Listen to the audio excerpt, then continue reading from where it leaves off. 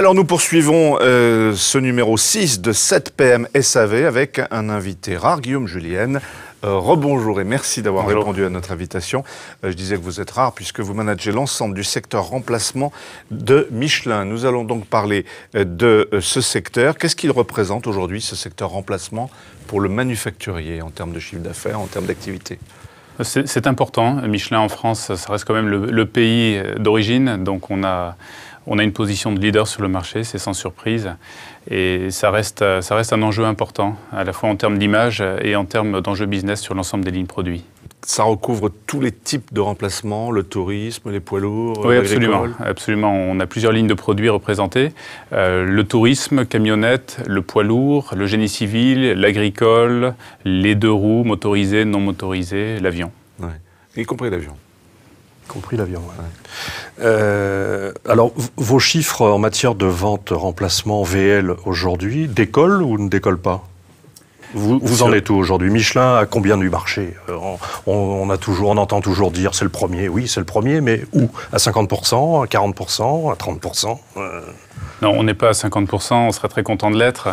Néanmoins, on est largement leader sur le marché français et on se renforce. C'est-à-dire que, et c'est une satisfaction en soi, on voit que notre produit répond de plus en plus à l'attente du consommateur parce qu'il lui offre un compromis par rapport à ses exigences vis-à-vis du pneu. Et qu'est-ce qu'attend le conducteur, vous et moi ?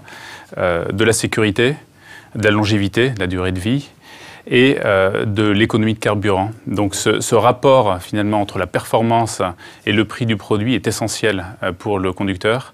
Et nos gains de part de marché traduisent un produit qui est véritablement de plus en plus adapté à cette attente. Pour ceux qui ne connaissent pas par cœur le marché du pneumatique en France, qu'est-ce que vous avez comme concurrents ? Combien de concurrents par rapport à il y a 10 ou 15 ans ? Est-ce que le secteur et le marché est devenu plus difficile, plus compétitif ? Le marché est très concurrentiel.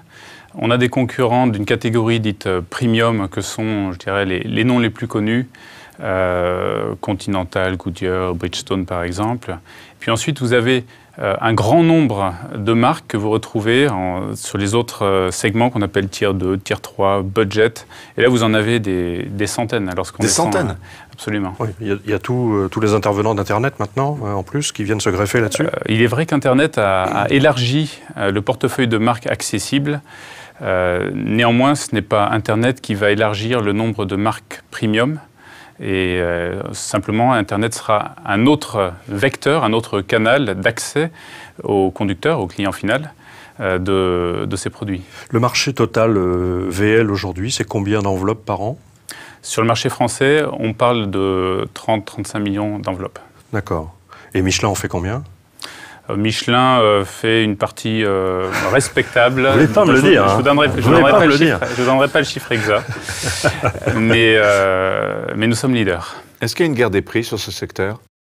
Je ne parle pas de guerre des prix. Je pense que le pneu est un produit qui est important pour le distributeur et finalement au bénéfice du conducteur, puisque la raison pour laquelle il est important pour le distributeur, c'est que c'est un produit où les marques ont du poids et où la fréquence de visite du conducteur au point de vente est importante.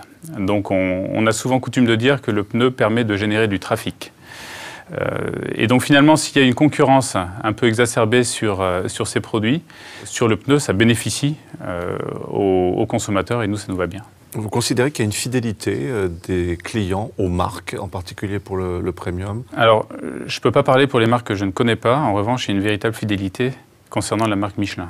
Ça, c'est évident. On a d'abord une très forte demande spontanée, puisque 2/3 des personnes qui rentrent avec l'idée de changer un pneu voudraient repartir avec du Michelin. Et ensuite, on a un retour d'expérience qui est extrêmement favorable, qu'on mesure par des tas d'enquêtes. D'ailleurs, on utilise le JPA sur un certain nombre. Évidemment, quand même. Sûr. Absolument. Mais oui, il y a en tout cas sur une marque à très fort contenu affectif et technologique, donc de valeur qu'est Michelin, il y a une véritable loyauté. Qui vend du Michelin aujourd'hui ? Est-ce qu'on peut hiérarchiser un peu vos meilleurs vendeurs ? Sont les réseaux constructeurs ? Sont les centres auto ? Bien sûr. Bien sûr, tout le monde vend du Michelin. Oui, tout le monde, mais d'abord les constructeurs. Non, mais c'est ça qui est important. C'est un véritable choix. On aurait très bien pu se dire, on se cantonne à quelques canaux du marché, mais notre impératif et notre enjeu, compte tenu de l'attente de produits, c'est d'être partout sur le marché. Vous allez sur l'ensemble des réseaux physiques, on parle de réseaux constructeurs, de centres auto, fast-fitters, de négociants spécialistes, sur Internet, vous verrez du Michelin partout. Et ça, c'est fondamental pour nous. Il ne s'agit pas de choisir et d'exclure une partie. Il s'agit de rendre notre produit accessible à tout conducteur qui veut correctement équiper son véhicule. Enfin, vous avez quand même, vous, manufacturier, des clients à qui vous servez plus d'enveloppe que d'autres, quand même. Notre choix est de ne pas favoriser un canal par rapport à l'autre, mais véritablement d'irriguer le marché avec nos produits. D'accord. Donc, si je comprends bien, tous les créneaux de distribution du pneumatique font 35% de Michelin, en gros, dans leur chiffre, quoi. Ne me faites pas dire ce que je n'ai pas dit. Est-ce qu'on gagne plus d'argent en première monte ou en remplacement, quand on ne connaît pas le secteur, le sujet? Sans dévoiler de grands secrets, je crois pouvoir dire que le remplacement est quand même plus rémunérateur que la première monte. C'est comme dans la pièce, quoi. Néanmoins, ce qu'on voit, c'est que le pneumatique est devenu de plus en plus important pour les constructeurs. Et on le voit lorsqu'on lance une gamme comme le Michelin Primacy 3, qui est en cours de déploiement à partir de février. On voit le poids qui est donné sur des véhicules de pointe les plus en vue des constructeurs pour pouvoir afficher une performance de leur propre véhicule. Et on parle d'économie de carburant, donc d'efficacité énergétique, et on parle de sécurité, de performance de freinage, et on parle dans certains cas de longévité. Une question qui intéresse vraiment que les professionnels. Qu'est-ce qui se passe avec Point S aujourd'hui? Il y a eu un petit remue-ménage quand même. Point S a déréférencé Michelin. C'est quand même pas rien. La première chose qui me semble très importante, c'est que, et je vous propose de faire l'expérience vous-même, entrez dans un point de vente Point S ou allez sur le site internet de Point S, vous y verrez Michelin. Oui, et vous pourrez acheter du Michelin. Donc on est toujours là, on est toujours référencé. Et vous pourrez le vérifier par vous-même. Vous voulez dire par là que vous êtes référencé par les points de vente Point S, mais pas par la centrale, quoi. Alors, ce qui est important, effectivement, c'est que nous, on accompagne tous ces points de vente parce qu'ils ont un client qui attend du Michelin, qui veut être correctement conseillé. Donc, nous sommes à leur côté, nous leur permettons de continuer à faire le business, d'acheter nos produits à des conditions tout à fait attractives, qui sont les conditions du marché, nos conditions générales, sans aucun problème. Et ça se produit. Et finalement, je pense que vous conviendrez que pour le client qui arrive sur le point de vente pour acheter son pneu, que le responsable du point de vente ait acheté en direct à Michelin ou par une centrale d'achat, ça n'a pas trop d'importance.